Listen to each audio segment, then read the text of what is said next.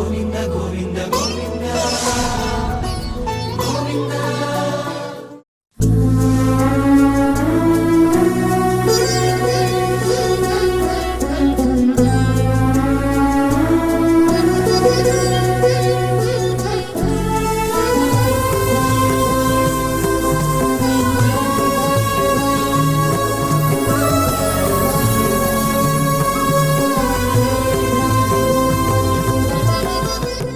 ఓం నమో వెంకటేశాయ. కలియుగ ప్రత్యక్ష దైవమైన శ్రీ శ్రీనివాస పరబ్రహ్మ యొక్క దివ్యానుగ్రహ విశేషం చేత తిరుమల తిరుపతి దేవస్థానం వారు అనేక ధార్మిక కార్యక్రమాలు నిర్వహిస్తున్నారు. అందులో భాగంగా ప్రతిరోజు మనం శ్రీమన్ మహాభారత అంతర్గత అరణ్య పర్వలోని విశేషాలను యథాశక్తి తెలుసుకునే ప్రయత్నం చేస్తూ ఉన్నాం. ఈనాటి ప్రవచన కార్యక్రమాన్ని మంగళపద్య పఠన పురస్సరంగా ప్రారంభించుకుందాం. నారాయణం నమస్కృత్య నరం చైవ నరోత్తమం దేవీం సరస్వతీం వ్యాసం తతో జయముదీరయేత్. మహత్వాత్ భారవత్వాచ్చ మహాభారతముచ్యతే నిరుక్తమస్య యో వేద సర్వపాపైః ప్రముచ్యతే. శ్రీ గురుభ్యో నమః. హరి ఓం.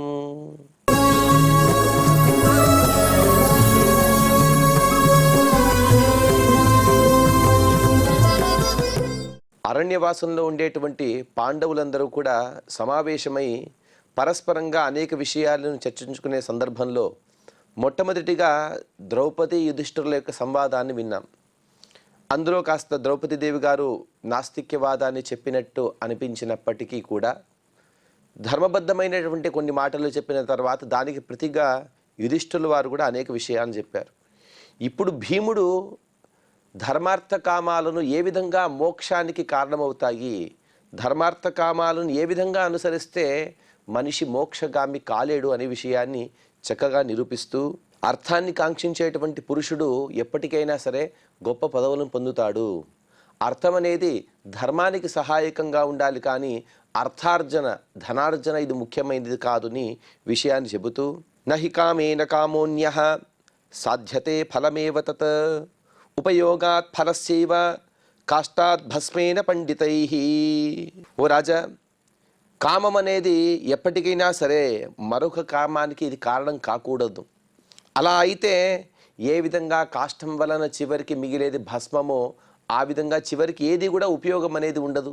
ఇమాన్ చకునకాన్ రాజన్ హంతి వైతంసికో యథా ఏ తద్రూపమధర్మస్య భూతేషు హి విహింసత.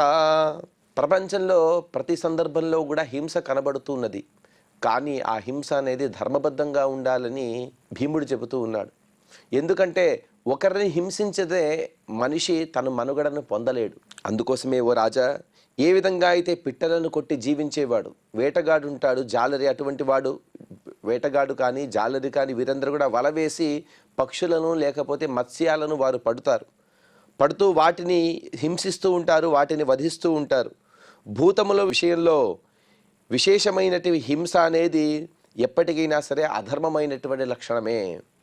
అదే పనిగా హింసించడం అనేది అధర్మం, కానీ మన జీవితానికి మన మనుగడ సాగించడానికి ఎంత అయితే అవసరమో అంత మాత్రమే చేస్తే అది హింస అయినప్పటికీ కూడా అది ధర్మబద్ధమైనటువంటి హింస అవుతుంది. అలా కాకుండా మన భోగాలకు మనమేమైనా పరులను హింసిస్తే అది హింసయే. కామాల్లోభాచ్చ ధర్మస్య ప్రకృతిం యో న పశ్యతి సవధ్య సర్వభూతానాం ప్రేత్యచేహ చ దుర్మతి. చాలా మంచి విషయాన్ని భీముడు ఇక్కడ నిరూపిస్తున్నాడు. కామం వలన కానీ లేకపోతే లోభం వలన కానీ ధర్మ ప్రకృతిని గమనించక దుష్టబుద్ధి ఈ లోకంలో అలాగే పరలోకంలో కూడా సర్వభూతాలకు వధింపదగినవాడు. అంటే ఎవడైనా సరే కొందరిని హింసిస్తాడు, ఆ హింసించడానికి పూర్వవృత్తం ఏమై ఉండాలంటే ధర్మమై ఉండాలి. అలా కాకుండా కామం వలన కానీ లేకపోతే ధర్మం వలన కానీ ఈ రెండు యొక్క దోషాలు, ఇటువంటి దుర్గుణాల వలన తను ధర్మాన్ని ఆశ్రయించక పరులను హింసిస్తే అటువంటి వాడు ఇహలోకంలో పరలోకంలో కూడా వధింపబడేవాడు. ఇహలోకంలో వధింపబడేవాడంటే దానికి సరి అనుకోవచ్చు, కానీ పరలోకంలో కూడా వధింపబడేవాడు అనే విషయానికి నీలకంఠాచార్యుల వారు అర్థం చెబుతూ, పరలోకంలో కూడా పరలోకంలో కూడా మరణం, దానికి అర్థం ఏమిటి అంటే మరణానికి సమీపం వెళ్ళేంత వరకు కూడా కష్టాలు వాడు అక్కడ అనుభవించవలసి వస్తుంది. ఎందుకంటే ఈ లోకంలో మనం మరణిస్తేనే పరలోకానికి వెళ్ళగలం. ఆ నరకాన్ని చూపించేటప్పుడు కూడా, నరకంలో ఉండేటప్పుడు కూడా వధకు అనగా మరణం వరకు కూడా వెళ్ళగలిగేంత గొప్ప గొప్ప కష్టాలను పొందవలసి వస్తుంది. అందుకోసమే హింస అనేది ఎప్పటికీ కూడా ఇది ధర్మం కాదు, కొద్దిపాటి హింస. అందులోనూ కూడా ధర్మబద్ధమైనటువంటి హింస ఇది గుణమవుతుంది. వ్యక్తం తే విదితో రాజన్ నార్థో ద్రవ్య పరిగ్రహ ప్రకృతిం చాపి వేత్థాస్య వికృతిం చాపి భూయసీ. ఓ ధర్మరాజా, అర్థము అంటే ఏమి? అర్థం అంటే కేవలం ధనార్జన కాదు, అర్థం అంటే ద్రవ్యాన్ని కూడబెట్టుట కాదు. ఈ విషయం నీకు స్పష్టంగా తెలిసినదే. అలాగే దాని స్వరూపాన్ని, దానికి అధికమైనటువంటి వికృతిని కూడా నీవు తెలుసుకున్నవాడివే. అంటే అర్థం ఉంటే తర్వాత శ్లోకంలో కూడా ఆ విషయాన్ని చెబుతారు. అంటే అర్థాన్ని కూడబెట్టుట ఇది ధర్మార్థ కామాలలో ఒకటైనటువంటి అర్థం యొక్క ప్రయోజనం కాదు. ఆ అర్థాన్ని సంపాదించాలి. అలా సంపాదించకపోతే ధర్మాన్ని ఆచరించలేము. ఆ సంపాదించిన దాన్ని ఎలా వినియోగించాలి అనే విషయాన్ని చక్కగా తెలుసుకోవాలి. అకస్మాత్తుగా చక్కగా తెలుసుకోకపోతే, అనగా ఎలా సంపాదించాలి, దాన్ని ఎలా వినియోగించాలి అనే రెండు విషయాలను కూడా నీవు తెలుసుకోకపోతే దీన్నే వికృతి అని అంటారు. ఆ తెలుసుకోకపోవటాన్నే, అనగా అర్థ సంపాదన, దాని ద్వారా ఒనగూరేటువంటి ప్రయోజనాలు, వీటిని తెలుసుకోక ఎవరైతే అర్థార్జన చేస్తాడో, ధనార్జన చేస్తాడో, లేకపోతే సంపదలను తను పోగు చేసుకుంటాడో వాడు ఎక్కడా కూడా తను సుఖాన్ని పొందలేడు. ఈ విషయం నీకు తెలిసిందే కదయ్యా. తస్య నాశే వినాశేవా జరయా మరణేనవా అనర్థ ఇతి మన్యంతే సోయమస్మాసు వర్తతే. అలాగే అర్థ సంపాదన చేస్తాం, గొప్ప మొత్తంలో ధన సంపాదన చేస్తాం. ధన సంపాదనలో లేకపోతే అర్థం ఉంటే ఇక్కడ నీలకంఠాచార్యుల వారు చాలా విషయాలను చెబుతారు. స్త్రీ ధనాది రూపమైనటువంటి ద్రవ్యం, ఈ ద్రవ్యాన్ని మనం ఎంతో గొప్పగా మన దగ్గర సంరక్షణ చేస్తాం, దాన్ని పోగు చేస్తాం. పోగు చేసిన తర్వాత వాటిని మనం అనుభవించాలి, లేకపోతే ఇంకొకరికి మనం దానమైనా ఇవ్వాలి. అలా కాకుండా మనం గొప్ప మొత్తంలో దాన్ని కూడబెట్టామని అనుకోండి, అదంతా కూడా చివరికి మనం పైలోకాలకు వెళితే వాటిని తీసుకెళ్తామా? తీసుకువెళ్ళలేం కదా. అలాగే మనం ఎప్పుడైతే వృద్ధాప్యాన్ని పొందుతామో, వృద్ధాప్యంలో మనకు ఆసరగా ఉండటానికి కొంత మొత్తాన్ని మాత్రమే మనం సేకరించాలి. ఎందుకంటే ఎంత మొత్తాన్ని సేకరించినా కూడా ఇంత చాలు అని అనిపించదు ఎవరికి కూడా. అందుకోసం ఒక నిర్దిష్టమైనటువంటి మొత్తాన్ని మనం గురి పెట్టుకుంటూ అంతవరకు మాత్రమే సేకరించి తదుపరి వచ్చే అంతటిని కూడా దానం చేసేయాలి, లేకపోతే మనమైనా భోగం చేయాలి. అలా చేయకపోతే చివరికి ఆ అర్థానికి వినాశం అనేది తప్పదు. అలాగే అర్థం ఉంటే స్పష్టంగా చెబుతారు నీలకంఠాచార్యులు వారు, స్త్రీలు, గోవులు, అశ్వాలు ఇటువంటి అవన్నీ కూడా పెద్ద మొత్తంలో మనం కూడబెడితే అది మన వినాశానికి కారణమని చెబుతారు. ఎందుకంటే దుష్టబుద్ధులు ఉంటారు, వారందరూ కూడా మన స్త్రీలను, గోవులను, అశ్వాలను ఇత్యాది అర్థము అనగా ధన సంపద లేకపోతే ధాన్య సంపద ఇత్యాదులను వారు అపహరిస్తారు కదా. తద్వారా మనం కూడా చివరికి అనర్థాన్ని పొందుతాం. ఎందుకంటే వాటిపైన ఎంతో వ్యామోహంతో దాన్ని సంపాదించడం కోసం ఎంతో కష్టించి మనం వాటిని పొందితే కానీ చివరికి వాడేవాడో అపహరించి దాన్ని మొత్తం కూడా పాడు చేస్తే అంతా కూడా అనర్థమే కదా. ఈ విధంగా అర్థమనే ప్రయోజనాన్ని పొందబోయి ఎంతో అనర్థాన్ని మనం పొందబోతూ ఉన్నాము. అందుకోసం అటువంటి అనర్థాన్ని మనం ఇప్పుడు పొందామని భీముడు చెబుతూ ఉన్నాడు. అంటే ఒక అర్థంలో చెప్పే విషయం ఏమిటంటే, మనం రాజసూయ యాగం కోసం పెద్ద పట్టణాన్ని నిర్మించాం, మయసభ ఇత్యాది అన్నీ కూడా మన దగ్గర ఉన్నాయి. ఇంద్రప్రస్థము ఉన్నది, అనేక నగరాలు, దానిలో ఉపనగరాలు, ఉద్యానాలు, ఉప ఉద్యానాలు, అనేక విషయాలంటే మనం నిర్మించాం. అందులో పెద్ద పెద్ద సంపదలు ఉన్నాయి. ఆ సంపదలు చూసి దుర్యోధని కళ్ళు అనేవి మండిపోతూ ఉన్నాయి, మనస్సు రగులిపోతూ ఉన్నది. మనం ఎలాగైనా సరే రాజ్యభ్రష్టులు కావాలని మన యొక్క సంపదలు మొత్తం కూడా తను అపహరించాడు. దాన్ని వాడు ఎలా ఉపయోగిస్తాడో తెలియదు. ఎందుకంటే వాటిని సంపాదించడం కోసం మనం ఎంతో కష్టపడ్డాం. ఈ విధంగా మనం సంపాదించినటువంటి అర్థము అంతా కూడా అనర్థమైపోతుందో ఏమో అని భీముని యొక్క బాధ. ఇంద్రియాణం చ పంచానాం మనసో హృదయస్య చ విషయే వర్తమానానాం యా ప్రీతిరుపజాయతే సకామ ఇతి మే బుద్ధి కర్మణాం ఫలముత్తమం. 5 ఇంద్రియాలు, కళ్ళు, ముక్కు, నోరు, చెవులు, అలాగే స్పర్శేంద్రియం, ఇటువంటి 5 ఇంద్రియాలు మరియు మనస్సు మరియు హృదయము, ఇదంతా కూడా ఏ విషయంపై అయితే ఇవన్నీ కూడా తిరుగుతూ ఉంటాయో దాన్నే ప్రీతి అని అంటారు, దాన్నే ప్రేమ అని పిలుస్తారు. 5 ఇంద్రియాలు, మనస్సు మరియు హృదయం, ఇదంతా కూడా ఏ విషయం పైన అయితే అవి ప్రవర్తిస్తూ ఉంటాయో ఆ విషయం పైన ఉండేటువంటి ప్రేమ, దాన్నే ప్రేమ, వ్యామోహం ఇత్యాదిగా మనం పిలుస్తూ ఉంటాం. అదంతా కూడా కర్మణాం ఫలముత్తమం.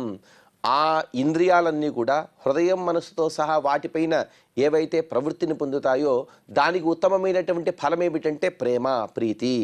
ఏవమేవ పృథక్ దృష్ట్వా ధర్మార్థౌ కామమేవ చ సధర్మపర ఏవ స్యాత్ నచార్థ పరమో నరః సకామ పరమో వా స్యాత్ సర్వాన్ సేవేత సర్వదా. ఇంకొన్ని మంచి విషయాలను చెబుతూ అది కర్మలకు ఉత్తమమైనటువంటి ఫలితము.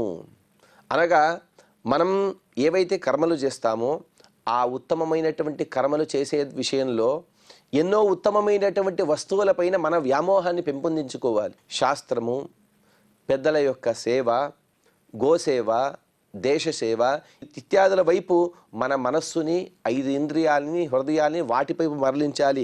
ఇదే ఉత్తమమైనటువంటి ఫలం.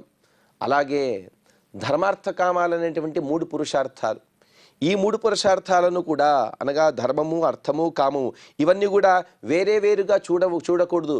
అలా చూసేవాడు ధర్మపరుడు కాడు. ఏవమేవ పృథక్ దృష్ట్వా ధర్మార్థో కామమేవ చ సధర్మ ఏవ పరస్యాత్. అటువంటి వాడే అనగా మూడింటిని కూడా ఒకే పురుషార్థంగా చూసేవాడు, అర్థాన్నైనా కామాన్నైనా ధర్మం వైపు మరలించేవాడు, వీడే సరైనటువంటి పురుషుడు.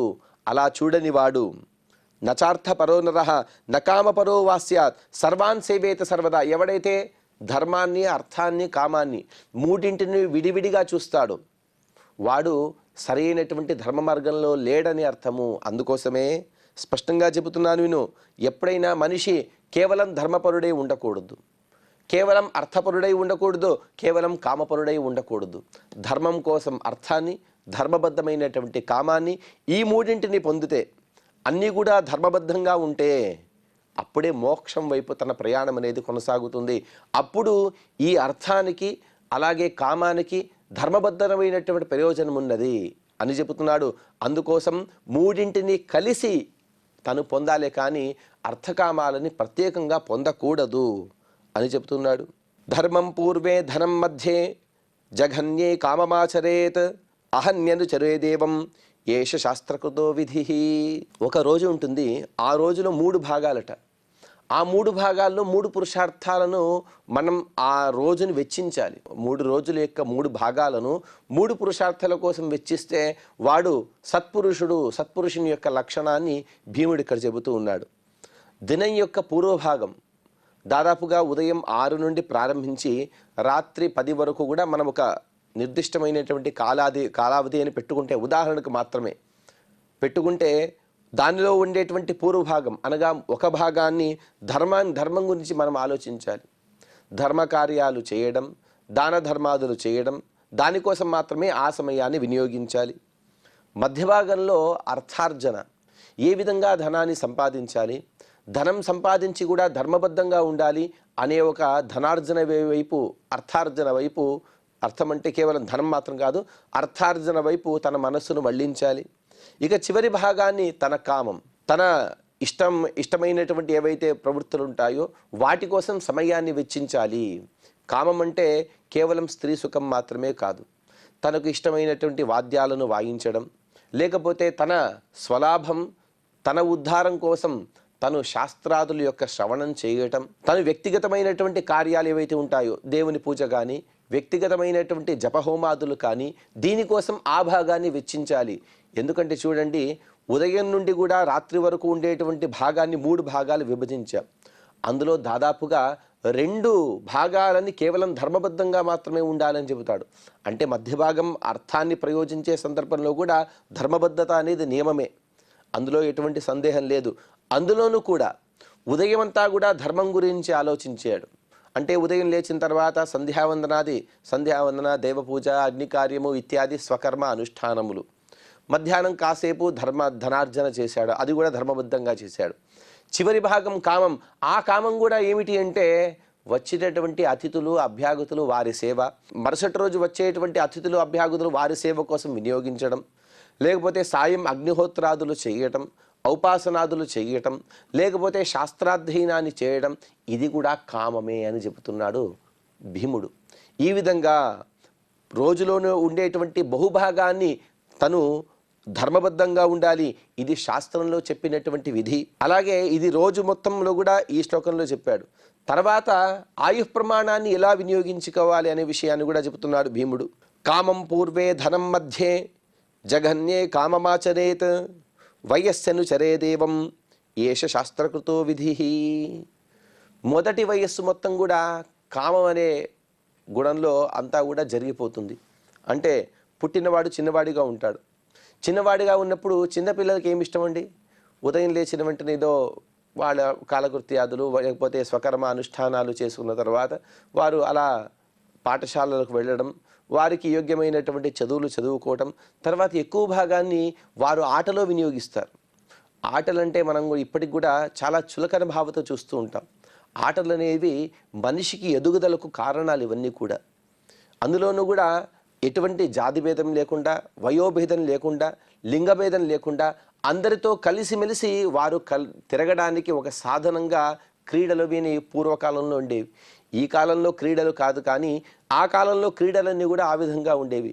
ఆ విధంగా మొదటి వయస్సు మొత్తం కూడా దాదాపుగా కామమనే గుణంలోనే తన వయస్సును వెచ్చించాలి. మధ్య వయస్సులో అర్థం గురించి ఆలోచించాలి. యుక్త వయస్సుకు వచ్చి ఉంటాడు, వివాహం చేసుకుంటాడు. వివాహం చేసుకుని తన పిల్లలు, అలాగే తన వృద్ధాప్య యొక్క అవస్థ, అందుకు కావలసినటువంటి ధనార్జన, దాని గురించి ఆలోచించాలి. ఆ కాలంలో వచ్చేటువంటి ఇంటిలోని శుభాశుభ కర్మములు, వాటికి కావలసినటువంటి అర్థార్జన, ప్రయోజనం, అర్థాన్ని మనం సేకరించడం కానీ, అలాగే అప్పటి యొక్క ప్రయోజనం కోసం, అప్పటి యొక్క సంరక్షణ కోసం ఇప్పటి నుండే ఆలోచించడం, ఇదంతా కూడా అర్థార్జన. ఇక చివరి భాగంలో ధర్మం గురించి తను ఆలోచించాలి.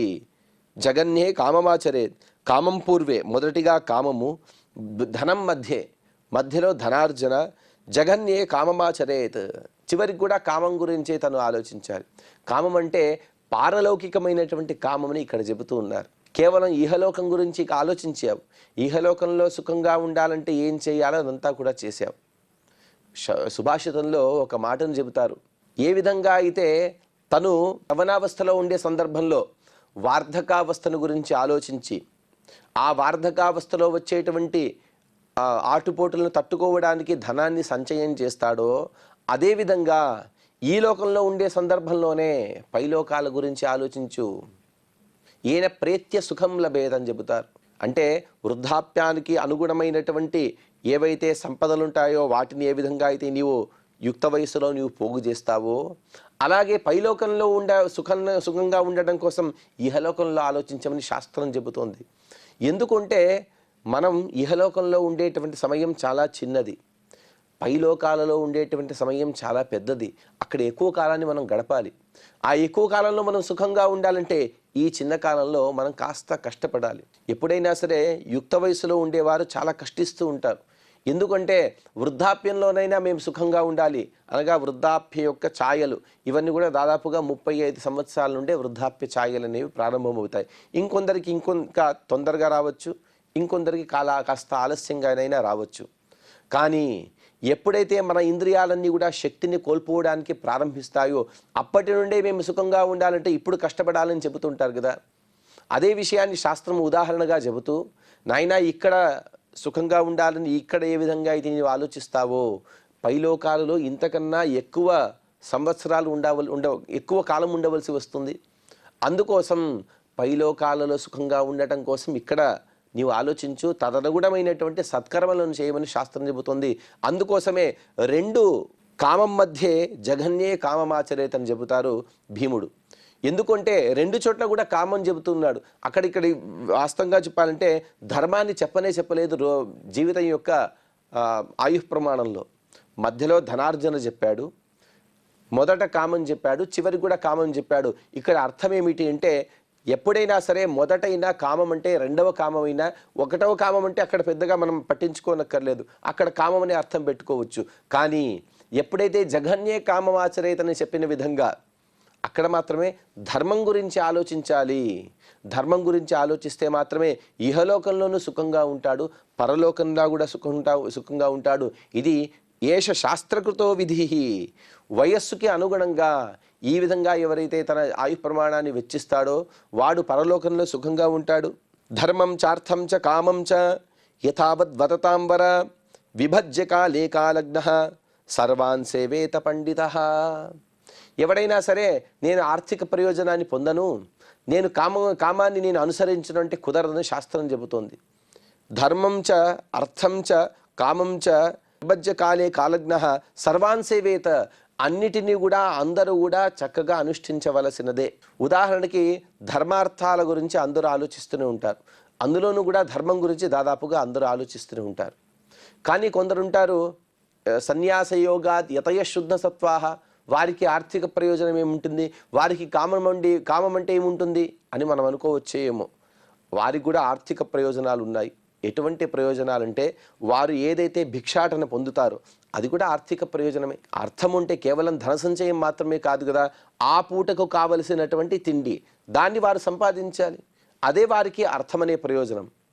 వారికి కూడా కామం అనేది ఉంటుంది. ఎటువంటి కామన అంటే స్త్రీ సంగాది కామనలు కావు.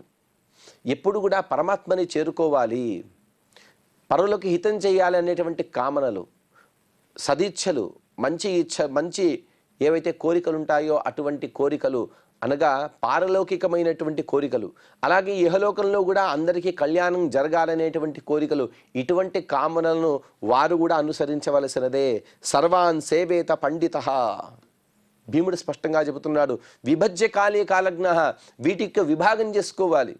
ఏ కాలంలో ఎటువంటి పురుషార్థాన్ని నేను పొందాలి, ఆ పురుషార్థానికి నేను ఎటువంటి కర్మలు చేయాలి అనే ఒక విభాగాన్ని చేసుకొని తన జీవితం యొక్క ఆయు ప్రమాణాన్ని ఒక నిర్దేశంగా తీసుకుంటూ ఆ ఆయు ప్రమాణాన్ని క్రమంగా ధర్మార్థ కామాలకు మూడింటి కూడా వినియోగించి తద్వారా తాను పారలౌకికమైనటువంటి శ్రేష్టమైనటువంటి గతిని పొందగలడు. వాడే పండితుడు అని భీముడు చెబుతూ ఉన్నాడు. మోక్షో వా పరమం శ్రేయః ఏష రాజన్ సుఖార్థినాం ప్రాప్తిం వా బుద్ధిమాస్తాయ సోపాయాం కురు నందన. తద్వా శుక్రియతాం రాజన్ ప్రాప్తం వాప్యధిగమ్యతాం జీవితం హ్యాతురస్యైవ దుఃఖమంతరవర్తినః. సుఖాన్ని అపేక్షించే వారందరూ కూడా ఎప్పుడు కూడా క్షణికమైనటువంటి అల్పమైనటువంటి సుఖం గురించి ఆలోచించరు.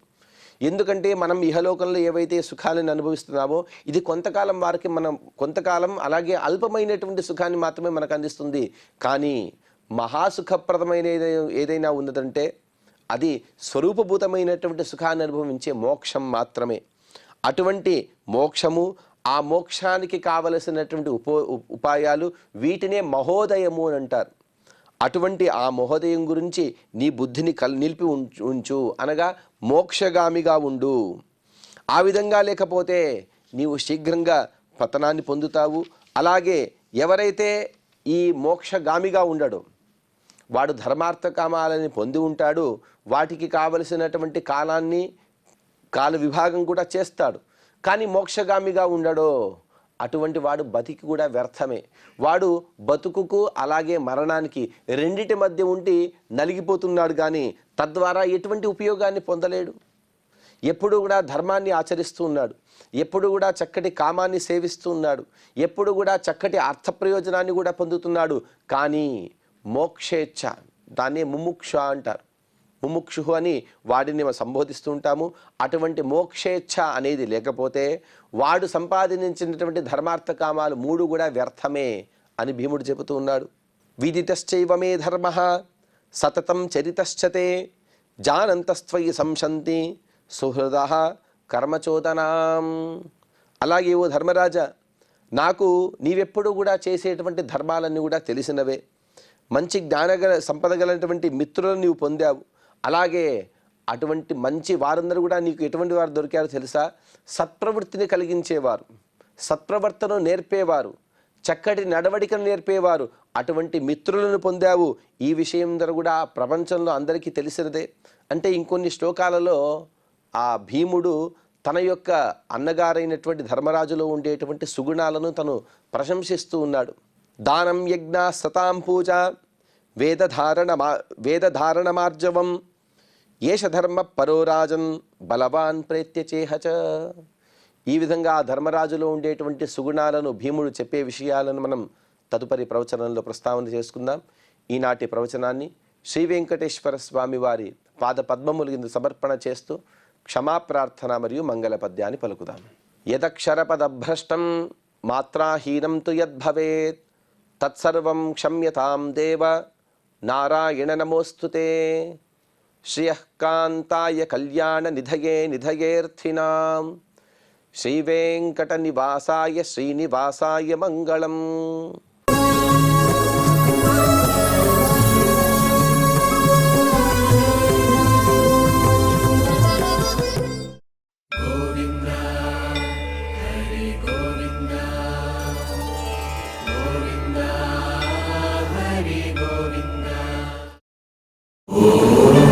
నమో